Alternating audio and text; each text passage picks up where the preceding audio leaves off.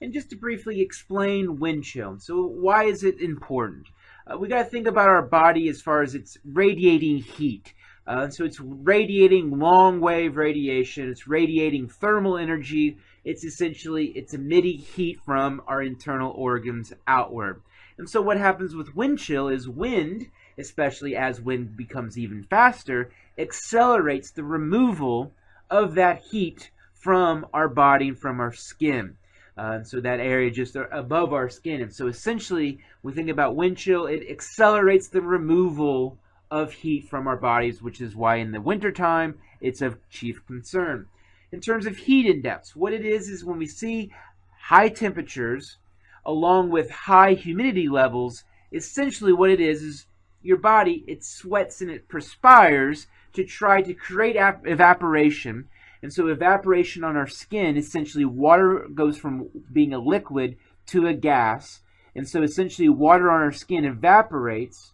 And so because of that, that's why we perspire. We naturally are creating evaporation, which evaporation promotes cooling at the surface. That's why when you jump in the pool in the middle of the summer, even if it's 180 degrees outside, you get out, you get the chills because the water on your skin is evaporating. It's going from being a liquid to a gas. And so when we think about heat index, why when we have more humidity in the air, essentially more water vapor in the air, our bodies have to work even harder to keep itself cool. And so heat index, we think about the key reasons as far as why relative humidity influences temperature and why that has to do anything with our own bodies is the fact our bodies naturally perspire, but when it's so humid out, when the humidity of the air is so high, it has to work even harder to keep itself cool.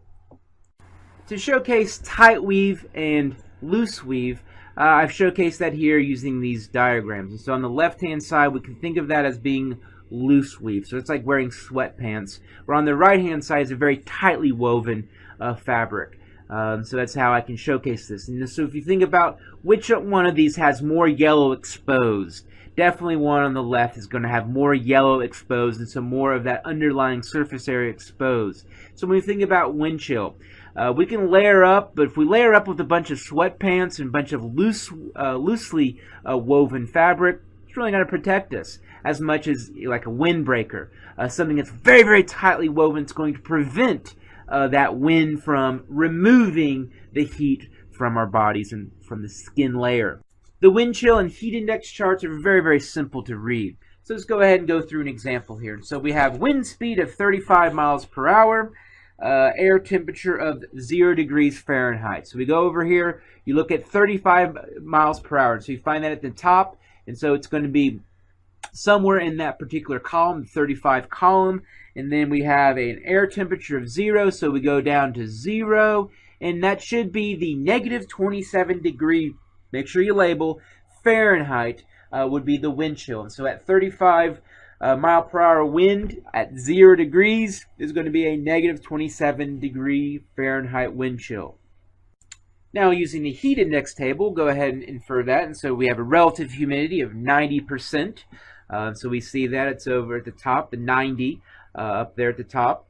And so then we have a air temperature of 86 degrees Fahrenheit, and so kind of like battleship, so 90, where they meet, 105 degrees Fahrenheit would be the heat index on a day in which the relative humidity is 90% and the air temperature is 86 degrees.